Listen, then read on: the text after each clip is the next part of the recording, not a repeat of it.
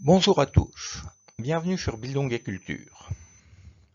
Dans le cadre de la série Qu'est-ce que la littérature, nous interrogeons aujourd'hui l'article d'Alain Robbe-Grillet, paru en 1961, intitulé Nouveaux romans et hommes nouveaux. Les thèmes abordés y sont la nouveauté, l'humanité, l'ouverture au monde, les codes du roman, la littérature pour spécialistes et la littérature universelle. Positionnement de la question. Ce texte court, qui ne fait qu'une dizaine de pages, est une apologie du nouveau roman contre les critiques et les attaques auxquelles il doit faire face. Ce texte est relativement récent, même s'il a aujourd'hui un peu plus de 60 ans. En ce début des années 60, dans un monde qui change, qui poursuit son industrialisation et qui se modifie, pour reprendre le titre d'un roman de Michel Butor, on voit apparaître une nouvelle forme de littérature appelée nouveau roman.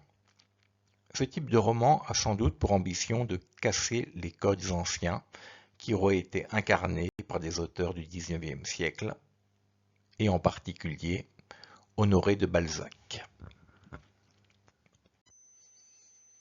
Alain Robbe-Grillet n'en veut nullement à Balzac personnellement, mais plutôt à une certaine lecture académique de ce dernier, qui érigerait en normes insurpassables les romans de la comédie humaine. On pourra dire, et il va de soi, qu'une telle présentation du problème est complètement exagérée. Et Robbe-Grillet, à l'époque, n'a pas manqué de multiples critiques à ce propos.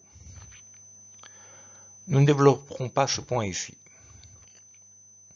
Nous analyserons simplement l'article.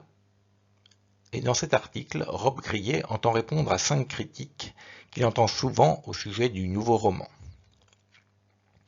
La première critique consiste à dire que le nouveau roman a codifié les lois du roman futur.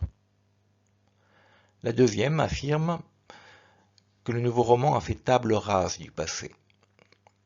La troisième est qu'il veut chasser l'homme du monde. La quatrième étant qu'il vise à la parfaite objectivité. Quant à la cinquième critique, c'est qu'il s'agit d'une littérature de spécialistes. Robbe-Grillet construit son article en répondant par la négative à ces 5 points. Pourquoi alors lire ce livre aujourd'hui ?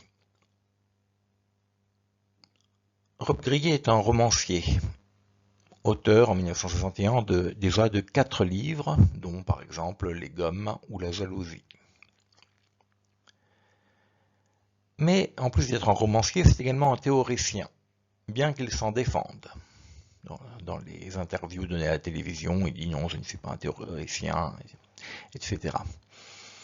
Il dit être romancier et non pas philosophe, ni même théoricien de la littérature. Pourtant, on pourra dire que c'est exactement le contraire qu'il fait. La question qu'il pose en regard de l'homme est une question philosophique sans cesse débattue dans le cours de l'histoire de la philosophie, et on pourrait même dire qu'elle est au cœur du questionnement des années 1960. Pour reprendre l'histoire de la philosophie, on peut par exemple penser à Emmanuel Kant, qui faisait remarquer que l'homme n'avait pas véritablement d'essence, ce qui se comprenait assez bien dans la mesure où Kant était un philosophe qui faisait de la liberté l'une des principales marques de l'humanité. Liberté étant compris ici comme commencement absolu, et ce problème du commencement absolu est également un des problèmes posés par le nouveau roman.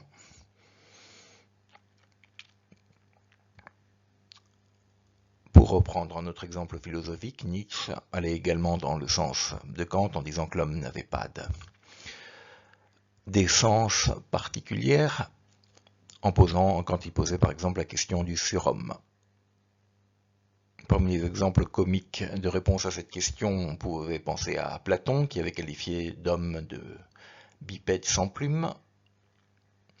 Il donnait une définition assez juste, mais pour le coup extrêmement empirique et naturellement sujette à la raillerie.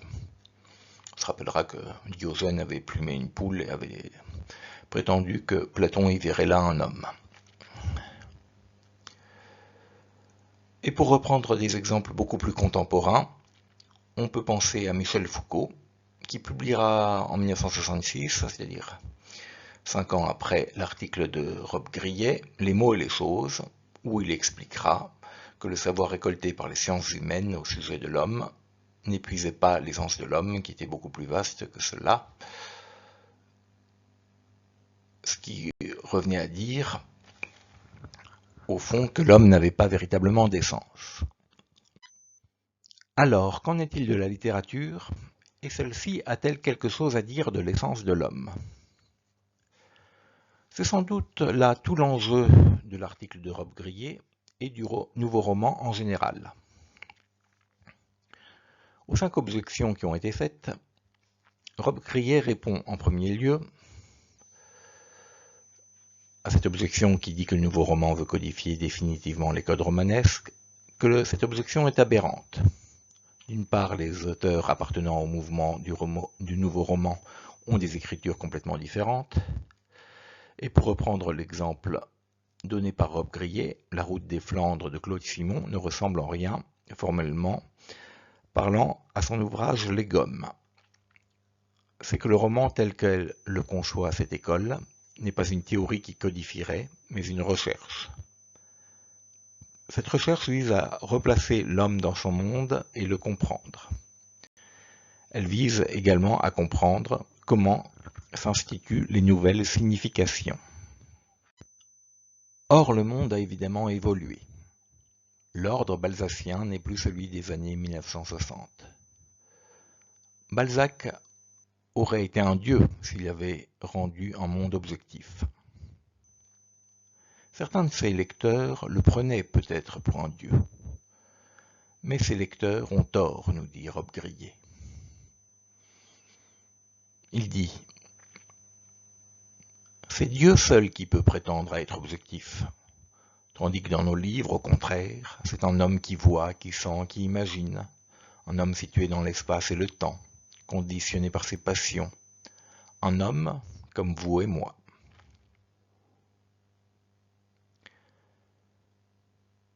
Rob Grillet nous propose donc une écriture de la finitude, où la forme romanesque est sans cesse amenée à se redéfinir et à produire, selon l'expression du philosophe Maurice Merleau-Ponty, qui avait été attentif à l'œuvre de Claude Simon, une déformation cohérente, c'est-à-dire une nouvelle forme de la signification.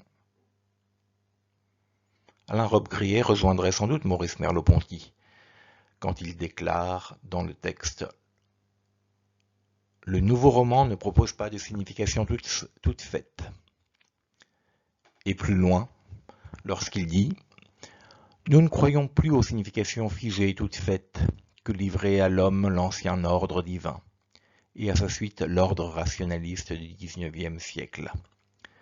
Mais nous reportons sur l'homme tout notre espoir. Ce sont les formes qu'il crée qui peuvent apporter des significations au monde. »